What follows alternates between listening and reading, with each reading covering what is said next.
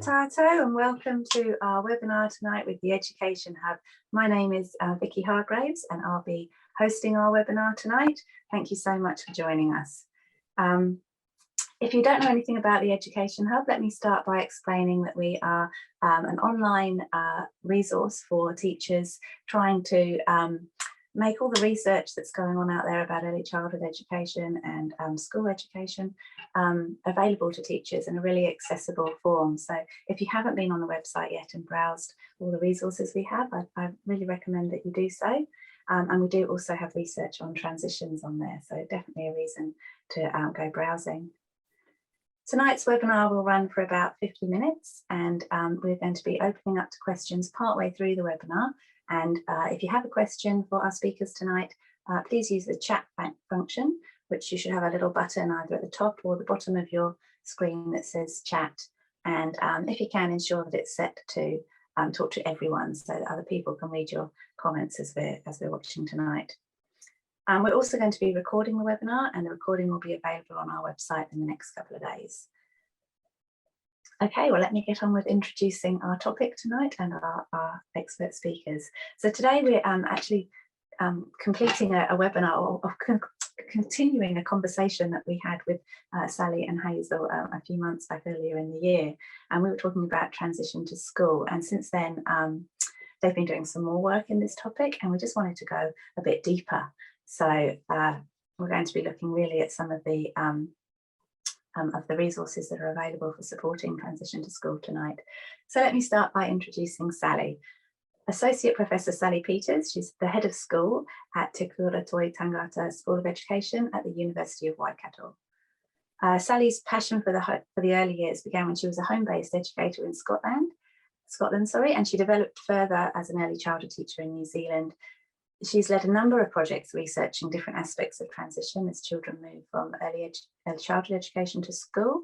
She was part of the writing team for updating the New Zealand curriculum Te Whāriki, with particular responsibility for that part, the pathways to school and kura. And Hazel Woodhouse is a classroom teacher. She's been a teacher both in early childhood education and in new entrants for over 25 years, both in the UK and in New Zealand. She's currently a teaching fellow at Te Whāriki School of Education at the University of Waikato. She's a PhD student, and her research is exploring innovative ways to support families transition to school, really focusing on building those connections and relationships through that transition. So welcome, Sally, welcome, Hazel. It's lovely to have you tonight. Thank you. Lovely to be here. Let's get started. Sally, maybe you could help us get started. Could you provide just a brief introduction to this topic and the background to this idea of linking the curriculum documents between school and early childhood education in order to support children when they're transitioning to school? Oh, thank you, Vicky. Thank you for the introduction, and tēnā koutou, everyone. It's lovely to be here. Yes, if we think a little bit about the background to our talk, Te Whāriki, as we know, was our first early childhood curriculum in New Zealand, and Helen May and Margaret Carr, who were from the University of Waikato, did wide consultation with the sector. And from the outset, it was a real commitment to a bicultural document that honoured the Treaty of Waitangi. And we had Sir Tamati Reedy and Tilly Reedy setting clear goals for all mokopuna that really shaped that whāriki of the curriculum. And we had this bicultural curriculum that was really visionary for its time. There's lots of writing about the history of how Te Whāriki came to be. I think what I wanted to pull out tonight was this idea that we got gifted from Tilly Reedy about it being about the child's mana, and the child having the mana, the enabling and empowering tool to control their own destiny. And she gave a really powerful talk in 2016, reminding us to keep mana central to our work as teachers. And I'm really passionate about this, and I see those principles and strands as relevant for all people, from older children through adulthood. You know, they're as relevant there as they are for our youngest citizens. So I think this is a really exciting point when we're thinking about transition between the two. If we go back to thinking about Te Whāriki, knowledge and skills were recognised as closely linked, and that knowledge, skills and attitudes combined as working theories and learning dispositions. So I think all of our teachers in the audience know this, but right back in those early beginnings, Helen May, one of the writers, could see there was an opportunity to use Te Whāriki in school. She had been herself a new entrant teacher and saw the value of what they were working on. But although Te Whāriki 1996 showed links to school, it wasn't until 2007 when we had the New Zealand curriculum framework that we've got now, where we saw an alignment in the school documents with what was going on in Te Whāriki. And we have that diagram, which I'll show a little later, where we saw an alignment between the strands of Te Whāriki and the key competencies at school. However, a lot of my research across quite a few projects has shown that alignment hasn't always been easy for teachers. And I think one of the issues was that only aligned with one aspect of the school curriculum. And yet, as we know, the key competencies and learning areas of school actually interweave as well in the way that the strands and principles in Te Whāriki do. So I think it's one of those aspects that I want to keep foregrounded tonight, is that they're two sides of one coin. Learning areas and key competencies at school are very similar to working theories and learning dispositions in Te Whāriki. And Guy Claxton and his colleagues have talked about what a split screen pedagogy, where you might think about these two things before you at once. So it's an and, it's not an either or. We can be thinking about both of these at the same time. And in some early key competency research that I was lucky enough to be part of, some teachers at school were playing around with those ideas. We had a lovely teacher called Yvonne Smith, who looked at how you might analyse both key competencies and the learning areas in a learning story at school. And another teacher, Nikki O'Connor, was looking at, you would be planning both together, but you might foreground one or the other in particular things that you were going to cover. So I think as well, keeping in mind that you're probably impacting on key competencies and learning dispositions, even if you're not planning for them. So we got to this point with all of this lovely work going on, but all of these challenges highlighted. So that's when I was really fortunate to be part of the writing group for Te Whāriki and thinking about how we could bring all that into the pathways to school and kura section that you just talked about, Vicky. Yeah, great, Sally. It was great that you were able to be part of that work and bring that perspective. And yes, the challenge that just didn't really connect with teachers. It didn't really make sense. So how does the pathways section in Te Whāriki, the one that we have now, help teachers support children's learning journeys as they're moving into school? Okay, what I'm going to do is just quickly share a screen with everybody just to show some diagrams, because it will maybe just make it a little bit easier to talk about. That's going to work. So here's our 1996 Te Whāriki, which we're familiar with, and the lovely Whāriki weaving, the map for all to stand on. And here's the alignment document in the school curriculum, which you can see Te Whāriki in the New Zealand curriculum for school and then tertiary. But I developed this quite early on after the school curriculum document was written to kind of tease them apart and say, actually, they're just a potential bridge. We need to actually build that link as teachers. And it really, the strength of the bridge depends on the connections being made. And ideally, they're made from both sides. But where we are here in 2021, if we think about our curriculum documents, the English medium and Māori medium for school and the bicultural Te Whāriki, we've got those two pathways. The Whāriki is represented like this in the new one, and it's symbolizing the journey that takes you beyond the horizon. And apparently this is a correct Whāriki. The ministry had actual weavers help with the design of this. And you can see it still has the principles and the goals woven together, but it's an open weaving. And the idea here is it's unfinished. And so there's loose strands of the weaving. So this is from the document as well. So it's acknowledging the child's potential and their ongoing learning journey. And that might seem a small shift, but actually it's huge. For me, that was the really exciting part.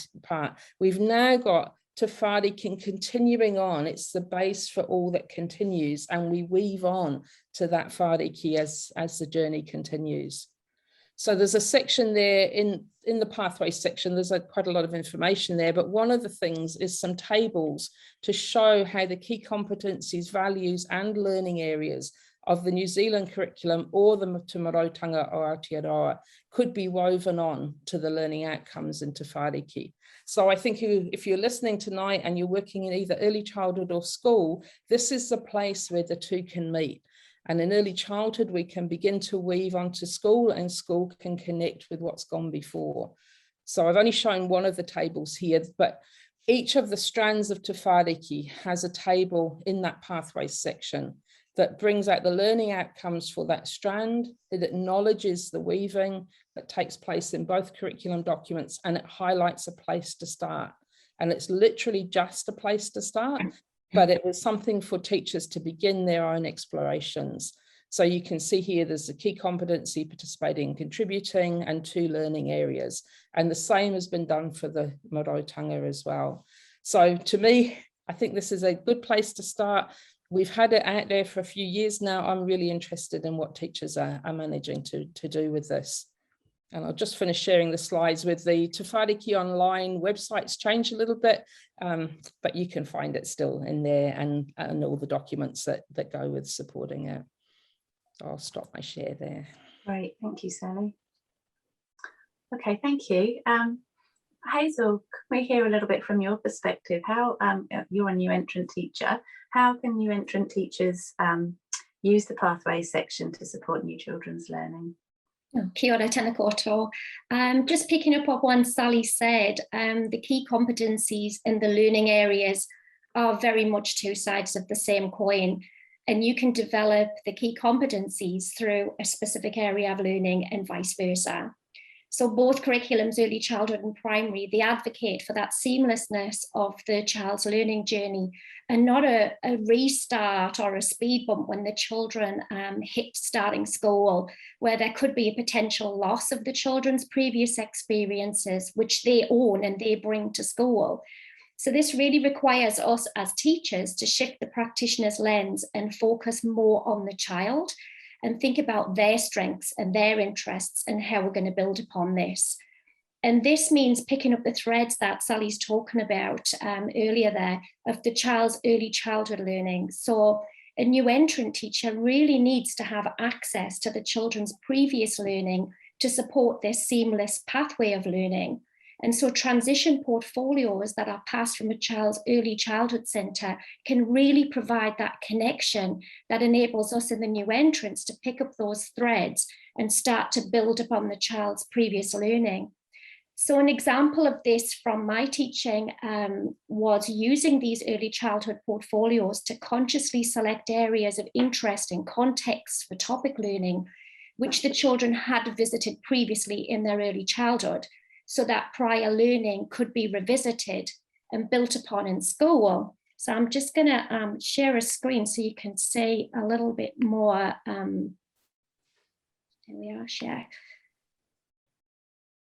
And here, so this picture here that we've got, you'll notice there are some social media postings there, and that related to my research, which we shared in webinar 1, where social media was used to enable a collaborative transition to school with a group of early childhood teachers. And so if you look at the image, our topic for science in this particular term was mixing and melting. And the image on the left is the volcanoes that we had outside in the sand tray. And we decided as a team that we'd hook up with the idea of potions, because when we looked across the previous learning which the children had experienced, which we noticed in a number of early childhood portfolios, potion learning was really up there as an activity, as an interest that the children had previously connected with. And so I shared this on the Facebook page with the early childhood teachers, and they were just really excited with the fact that the children had been given the opportunity to revisit and re-explore this area of interest and develop their thinking and further their ideas once they'd got into school.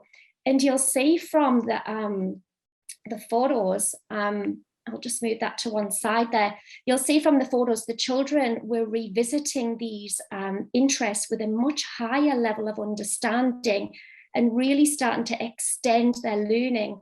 So the little girl in the bottom corner here, she's started to write labels saying, you know, that the portion is a mixing and melting portion. And some of the children wanted to write their own recipes as well. So we did exchange different recipes as well that you'll see in the postings on the bottom there with lemon juice and baking soda. Awesome. Have I got that back? There we go. Have I shared you back? Yes. Yay. Awesome. How exciting, and how nice for the children to be able to Yeah. bring some skills and knowledge that they feel really confident about. I'm sure potion making happens in a lot of early childhood experiences for children. So yeah, that's really great. How else can new entrant teachers kind of utilise play and facilitate play to support children in their move to school? I think there's a big emphasis on new entrant teachers really doing the research to get to know their children before they start school.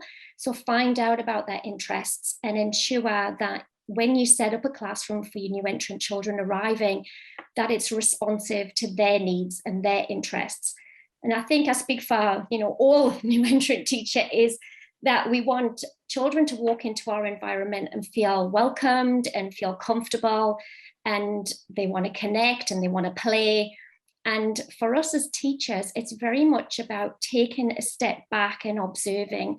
And I think early childhood teachers do this really well. And probably for us new entrant teachers, we can learn a lot more about taking that step back and letting the children lead the way more. So for the new entrant teacher to be able to prepare this environment that's going to invite these children in and respond to their needs, there's a real emphasis on that sharing of information between the sectors, between early childhood and school. And there are some absolutely fantastic summary e-portfolios and hard copy portfolios, which are shared from early childhood centres to schools. And this knowledge is just vital to help a new entrant teacher to be able to motivate and connect with children in their new learning environment. And just printing off these portfolios and having them accessible for the children is such a lovely thing that they can keep on returning to those interests. And I've been asked quite a few times of early childhood teachers, because there's a lot of work goes into these portfolios, how useful are these portfolios to new entrant teachers? And the answers is just very. You know, it enables us to be able to pick up those threads that Sally's talked about earlier and really start to weave them into their new setting. And so then for us as teachers, as I mentioned earlier, it's observation and facilitating children's learning. So learning how to take a step back and allowing the children to lead their learning. And that includes their transition as well. So an example from that I observed in my classroom was a group of girls who decided that they wanted to get their lunch boxes out, and it wasn't to have an early lunch, it was to role play using the lunch boxes. And just taking a step back and observing these girls in their play, I could see they were rehearsing that routine of packing their lunchbox with mum or dad before they arrived to school, and they just kept on playing this same rehearsal over and over again. And so just taking that step back and observing, but not trying to intervene, I kind of left some props lying around for them to see if they would pick them up, and if they didn't, there'd be no loss. But I left them a buggy, a school bag, water bottle, book bag, that kind of thing. And it was just wonderful to watch them extend this play into their walk to school, and how they pack their bags and that kind of thing. And it was lovely just to watch and observe, but not intrude, and just look at them processing and adjusting to their new routine and letting them lead the way. So for me as a new entrant teacher, this really opened my eyes. I'd never actually stood back and seen children processing their transition, and they do it every moment of the day through their play. So it's really important for new entrant teachers to build that time into the timetable, into the day, for children to be able to rehearse elements of their transition through their play. because it's such an enlightening experience for us as teachers, and we can learn so much about their transitional learning and their adjustment too. Yeah, so important, and it's great to hear these stories, and great to see the fabulous interest that you have in understanding children's transition rather than moving straight on to more school-based stuff. And I guess you're quite lucky to be able to take that time.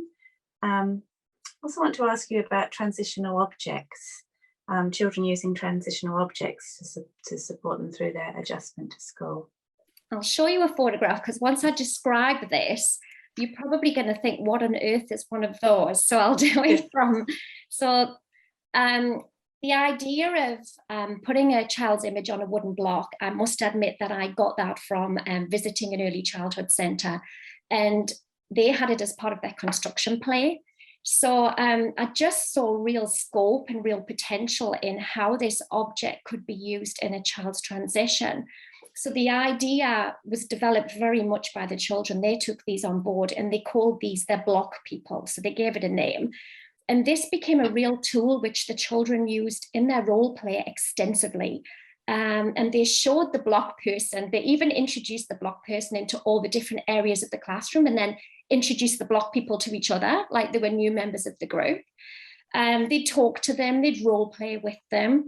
Occasionally they'd disappear home in a pocket, and the next day the children would come back and they'd tell us these stories of adventures that their block person had had overnight.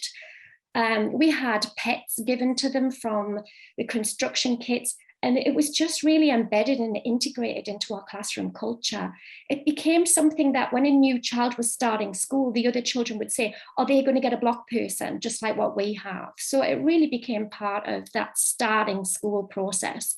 So one example of where this object was used to support a particular child's adjustment was with one of my boys, and I'll show you a little images so you can follow the story through the pictures. So this little boy, he was a very energetic child. He loved sport. He wanted to get amongst all the games on the field.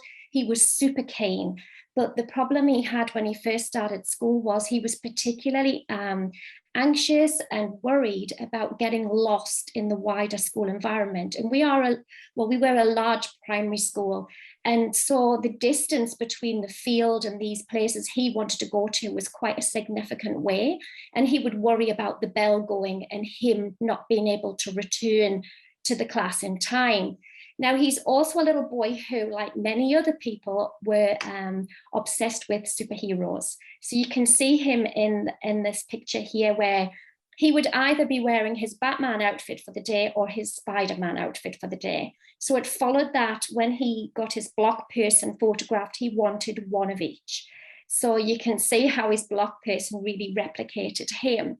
And what he would do with his block person in his play was he would use his superhero persona to be involved in his role play. So he'd set up buildings, which you can see on the left, and he'd recruit some of the children as well who would help him, and usually had quite a few volunteers. And the buildings, when I stood back and listened, he started to talk about the school environment in his construction. So the buildings would represent places such as the school library, our classroom, the courts, which was the sports courts where he wanted to go and play. It also represented the local petrol station and the local supermarket. So you can see geographically, he was really grappling with this whole understanding of his locality. And he would get his little block person and he would fly it between the block buildings, and he would adjust the blocks to represent the route he would need to take to get to these different buildings. So do you have an image of these? Do you have images to go with this story? So this is the little boy down here playing the superhero game here, and this is the little boy down here playing. Can you share that on the screen? Have I not shared that? No. Oh my gosh. That's okay. Sorry about that. I knew I'd end up not sharing. Here we go. I do apologize. Here it is. So here it is. Thank you. So you probably you probably didn't see the block people either. So this was the block people. Yeah. And this one here is the little boy. So the little boy here is the superhero boy. And this is him playing role play, and this is him with the other children. And so just watching him in his play, which you can see going on in that left part of the screen, and stepping back, I thought the best way that I could work to support him was to try and get him a little bit more familiar with the environment. So just looking back at that other picture, you can see him with the iPad, and he was quite taken with taking pictures and adding them to things. So we went round the local environment, the school environment, and I said to him, would you like to take some pictures of the different buildings in school, and maybe we can add them to your blocks? So that's what he did, but at the same time, it was a little bit of an intervention to try and support him in familiarising himself with the environment, not just in his play, but physically as well.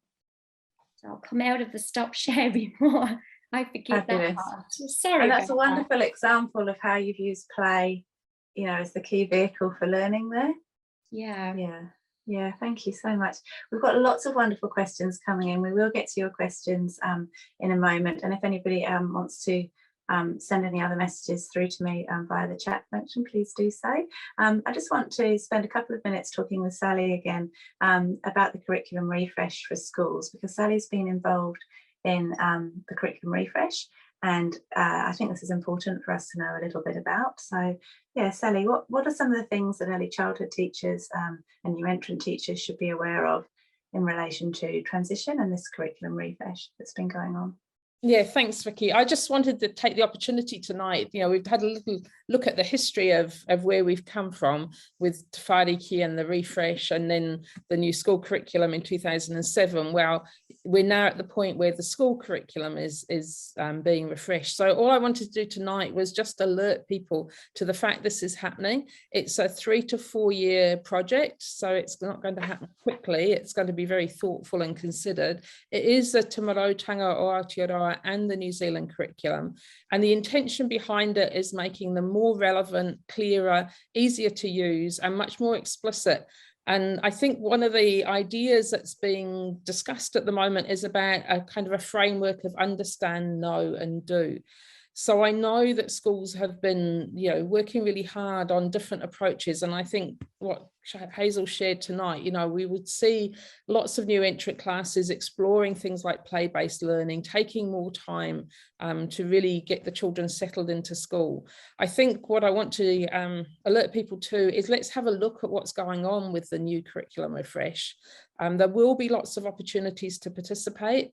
So I'm just really wanting to alert people to keep an eye on the Ministry of Education website, the TKI website. There's quite a lot of material up there already. There is a Curriculum Voices group, and I've been lucky enough to be on that. And there's about 65 people involved giving diverse perspectives on the design, the development, the implementation. But I think it is an intention to go wide with the consultation.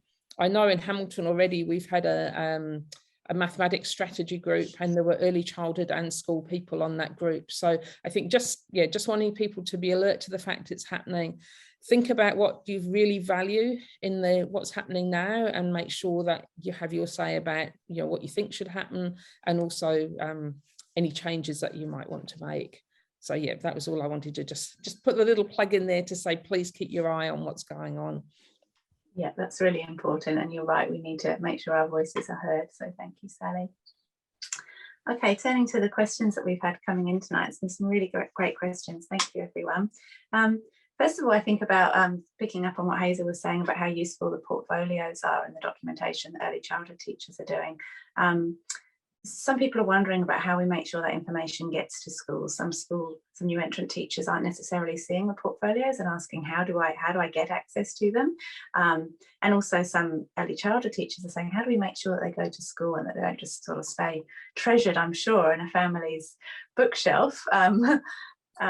Yes, any thoughts on that? The ways that I've had them shared from, and we were a school, as I say, quite a large primary school, so we had quite a few early childhood centres feeding into us.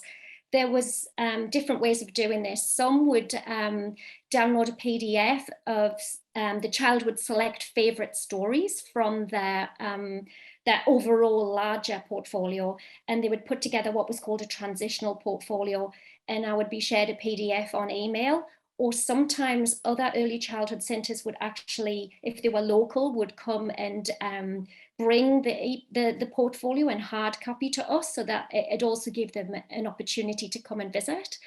Other times it's been if you're on Story Park or anything like that, sort of those stories online, we can be shared as a viewer into certain children's. Parents can often share that transition portfolio as well, and quite often the children will bring it with them as an object that they're bringing from their early childhood centre to school as well. So various ways, but to get it before is much better for us as new entrant teachers, so that we can do that research that's vital in setting up our new entrant environment for those particular children. Is it useful to have a selection? I mean, I know that children's portfolios can be, they're full of information, and they often will go right back. So, listening to you there is, picking out stories, or, is that something early childhood teachers could be doing, picking out the key moments, so that a new entrant teacher who may have a lot of children coming in isn't overwhelmed with information and maybe doesn't make as much use of it as they could, because it's just simply too much. Yeah, it's specifically a transitional document that's usually sent to us. We rarely have access to the full portfolio, because, as you said, it is a very precious document in hard copy. It's not something parents want to bring into school for it to get lost or misplaced. So just having that sort of condensed version is really useful for us in sort of picking up those threads of learning. And what about some teachers are talking about a kind of report, a letter, a graduation report? Is that something that you've used or had provided for you? If it's part of that transitional document, it's really nice to have that, because obviously early childhood teachers know the children in the social setting of their early childhood centre, which is very different from how parents know and love their children as well. So having that information is really useful, but having it with some context and some examples, as you say, a select few stories, really does bring that report to life as well. Yeah, I've seen that in quite a few places that I've been involved in research as well, people trialing that and often co-constructing it with the parents and sometimes the child as well, as to which stories would get shared and what they might use in the summary or the report to actually highlight for, all about all about me. What would I like the next teacher to know? Because very often the early childhood teacher has years of experience with this child, and I know, they really want to be able to share that with the next step in the child's journey in a way that's helpful. But I think when the parent, I can see in the chat people are asking about parent involvement, and I think that's a good starting point for involving parents as well. Yes, absolutely. Yeah, thank you, Sally. I was going to come straight on to parent involvement, and I know that some people have also been asking about the social media that Hazel she just briefly alluded to, and I just want to encourage people who are interested in that to have a look at our first webinar, because Hazel gave some real in-depth examples of how she used social media. So aside from the social media, I just would like to ask, about how to involve whānau in transition, and how another question also I'm going to bring in here as well is about finding out parents' aspirations and bringing those into the transition. So I don't know who would like to talk to those points. I could start and then pass back to and then I'll give you some examples. Great. I think the parent aspirations are likely to come through if early childhood teachers do that kind of report, and what would we like the next teacher to know? That could easily be part of that. I know sometimes teachers can explore that when they meet with the whānau for the first time. So it can be those conversations. I love what Hazel does, where the classroom's ready for the child with things that the child's interested in, and that must be a lovely welcome, and therefore a really good chance to talk with the parents. I think one of the big pleas from my perspective is so many parents work long hours now. We've lost that tradition of, you know, the parent always being there at the beginning and the end of the day, which is when those catch-up times often happen. So I think now the things that Hazel's done with social media and other ways of sharing with parents and building a relationship, because they want that knowledge, they want that connection with the teacher, but sometimes children are moving into before and after school, or other people are dropping them off and picking them up. And I think we don't want to lose that, because it is really important for, you know, the parent is making a transition too, whether they're physically there or not. And that's going to go much better for the child if we can connect with the parent as well. And I think also for schools is thinking about the transition into before and after school care, if that is what happens, because, you know, for many children, the classroom's a nice, safe environment and they're welcomed and they're special. You know, is it also the same in the bigger environment of before and after school care? It's just another transition, isn't it, that children have to make? It's another whole group. Yeah, thanks. Yeah, it was interesting when I was in Sweden, they take this really seriously, and the teachers and before and after school care providers were actually all at the same conference looking at children's transition, because they, you know, they could see it as a joint activity that they were both parties were importantly involved in. Just some examples really to sort of build on what Sally's saying. In the new entrant team, we would connect with families via email first. We'd ask for maybe some images of the child as well, and some stories about the image, so that when the children arrived in the classroom, there'd be some images of themselves in the space. And I found that worked really well, because the parents would be drawn to the photograph and they would talk about the photograph of the child. Obviously, we're in a sort of an uncertain time about physical sort of visits and connections socially, but I would always advocate in normal times that we connect with families on a social level. And as Sally said, we've got very, very busy families who work very hard. If we're calling meetings with families, then use those times to build those relationships with families in a more of a social context. And again, I think early childhood centres are very good at having their fish and chip evenings or different social events. And I think in school we can learn a lot from that too. But in terms of times for COVID, where there's not that sort of facility to connect socially and familiarise the families and the children, it's using those digital connections and making videos and sharing those videos with families, so that we can introduce people who are the before and after school care, so that these people become familiar online, or even organising some sort of session with Zooms where families can communicate and work that way. So I think that digital connection we've got quite good at doing over this period of time. It would be a shame to let it go away. It does still have its place. That's a good point. Thank you. I want to turn now to some questions around play. That's another big topic. I'm going to try and bring a few questions together. First of all, about, you know, play in the new entrant classroom and then being part of the curriculum there, and some teachers are saying that often parents have expectations that as their children near that time to go to school, that the early childhood centre should be doing much more academic work with them in preparation for school. So I guess one thing is, you know, how prevalent is play in new entrant classrooms, and how important is it to, or what kind of expectations do new entrant teachers have around children having had some more academic, you know, practicing letter writing type activity in the early childhood context? I could start if you want me to. I think there's so much of the school curriculum is actually embedded into Whāriki.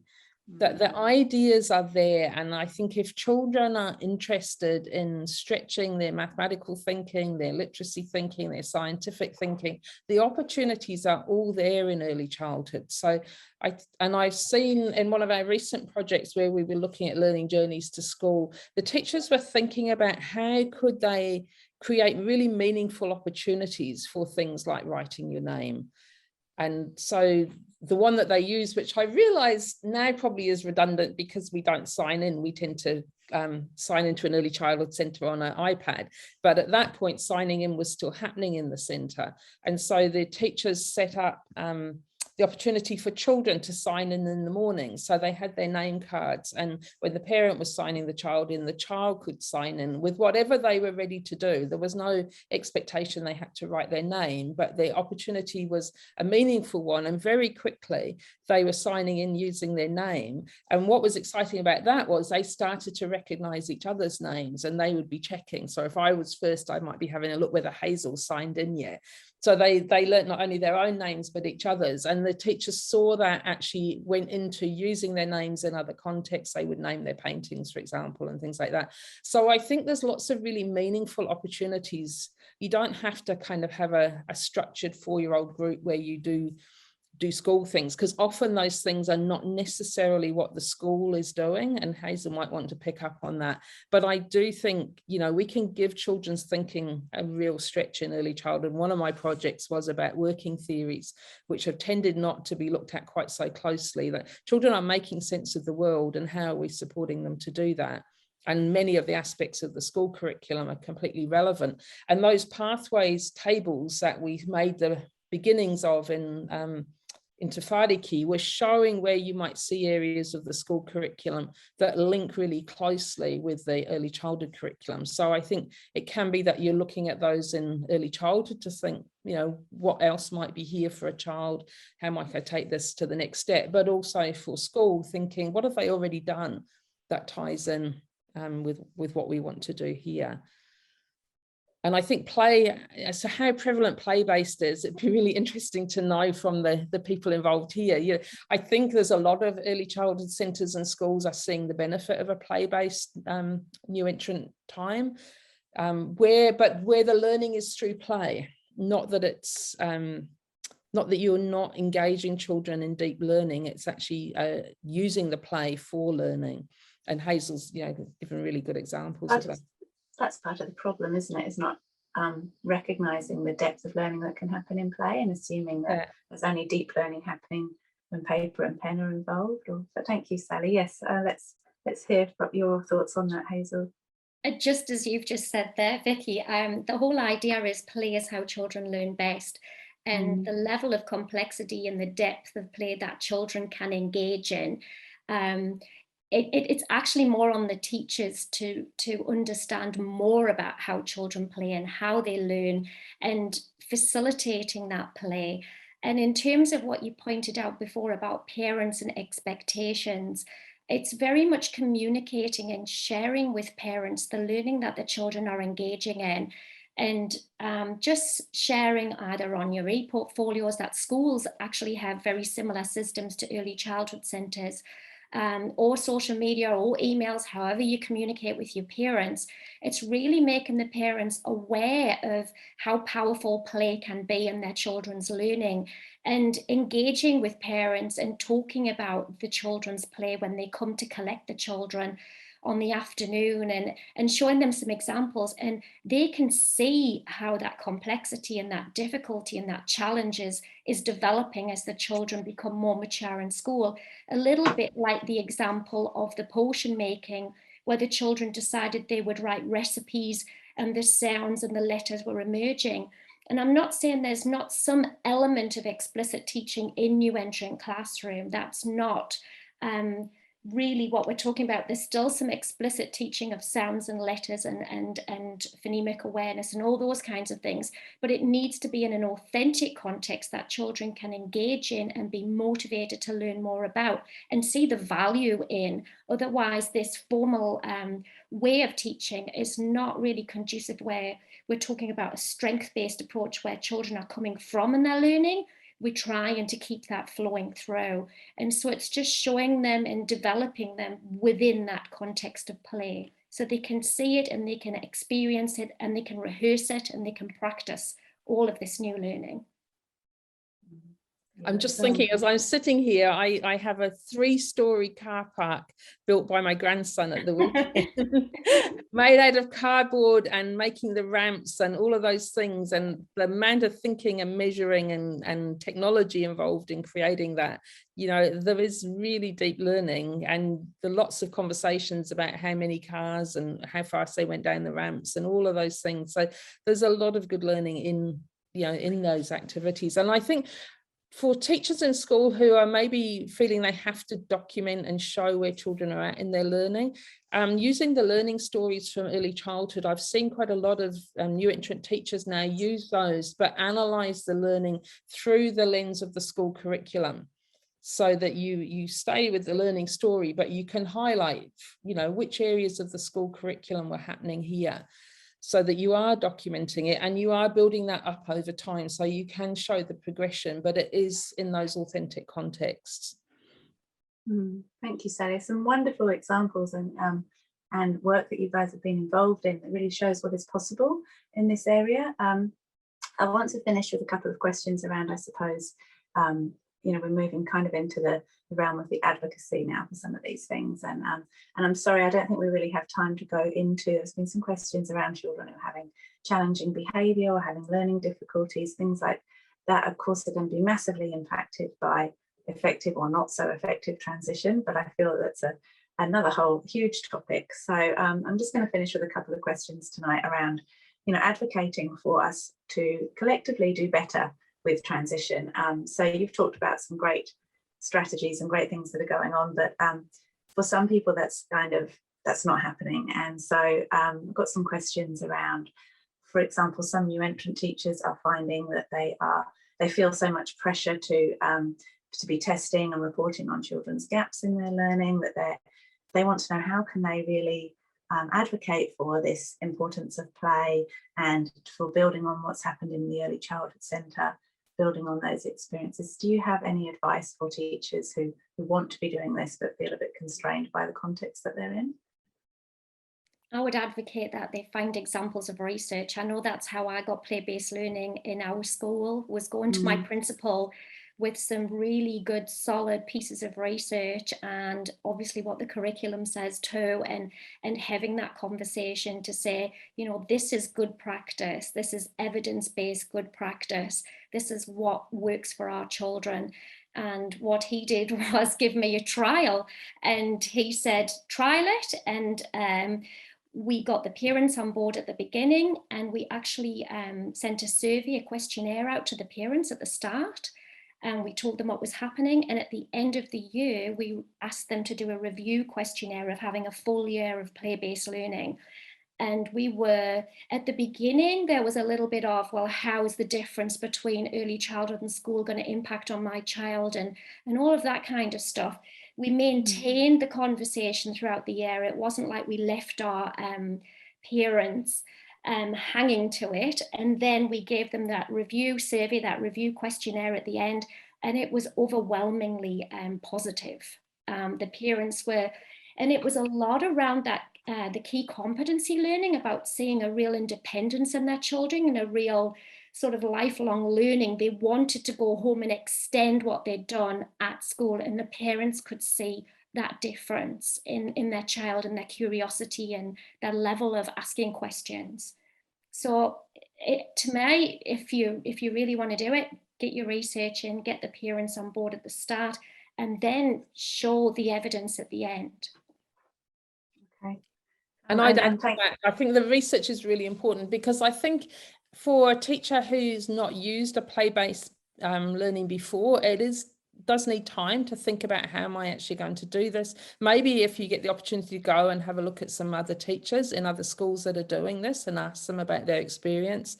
I think Hazel's idea of asking for a year, I've heard other new entrant teachers have done that with schools too. Just give me the year, let me try this. I know one that I know of, the principal agreed, but the colleagues were a little bit unsure because there were 3 new entrant classrooms in that school, and she did the same with the colleagues, and she said let's give it a year. And they actually did a lot more open classroom between the 3 classrooms where the children could flow between depending on the activities, and they just did it for the morning. And she said it had really transformed her pedagogy, because she thought all the more formal stuff would happen in the morning and you'd play in the afternoon, but she said she found the children were more energized by the play, and then she used that play to feed into the literacy and the numeracy and things they did in the afternoon. She drew the context for that from what they'd been doing in the morning. But the exciting thing was she had a real focus on relationships. And she said, in terms of children not wanting to be at school, you know, those tears in the morning, that all stopped because the mornings were so exciting and they were about playing with your friends, and people started bringing things from home, and she planned activities. She got experts in. I think they also did something along the lines of science and potions, and they brought a chemist in to talk to them, you know, and all of that then fed into the rest of the curriculum that she was doing with them in the afternoon. So yeah, I think Hazel's got really good advice there about, you know, try it, but research it first. Don't just... And go into early childhood centres. Really go in and see where the children are coming from, so that you know where you are planning for them to go to as well, having that seamless journey. Thank you. And we're fastly running out of time. I just want to ask one last question from the point of view of the early childhood teachers, I suppose.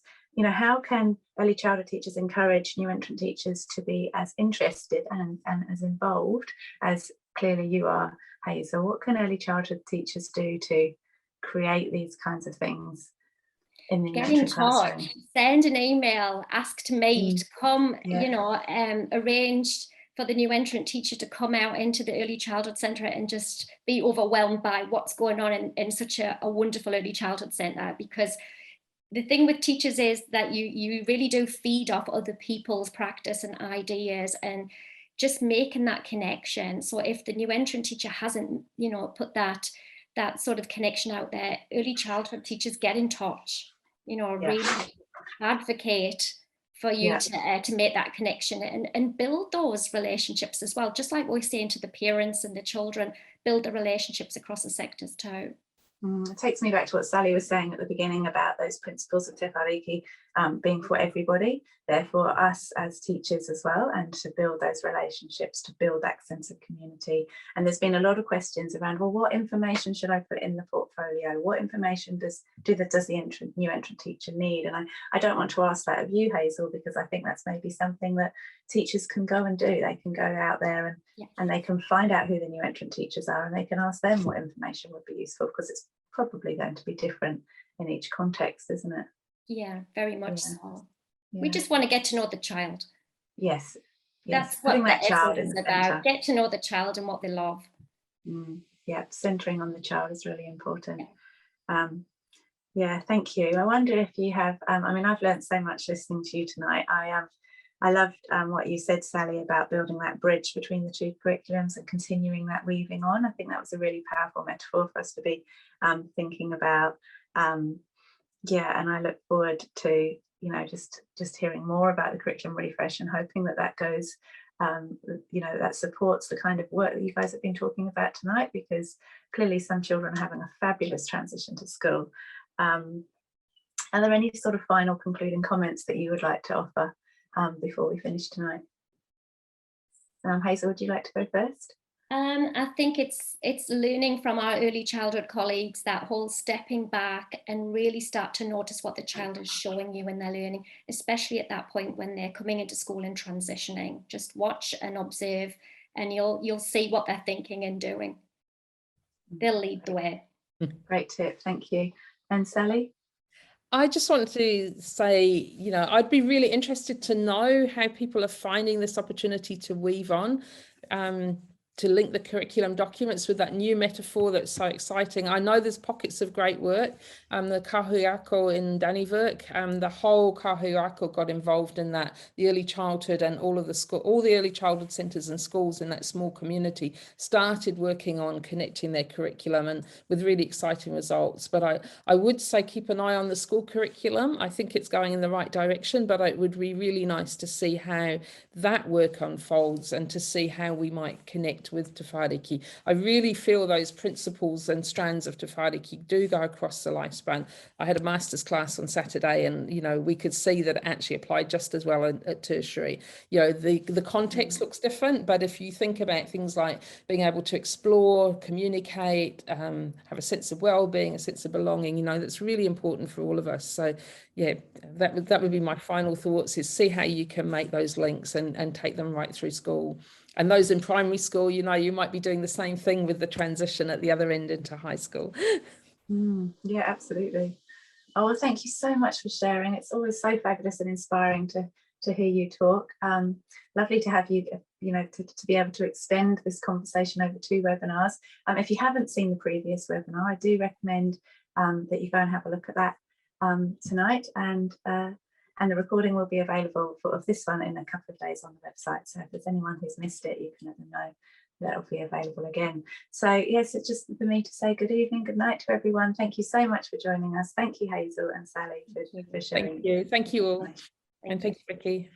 Thank you. Te Whāriki. Te Whāriki.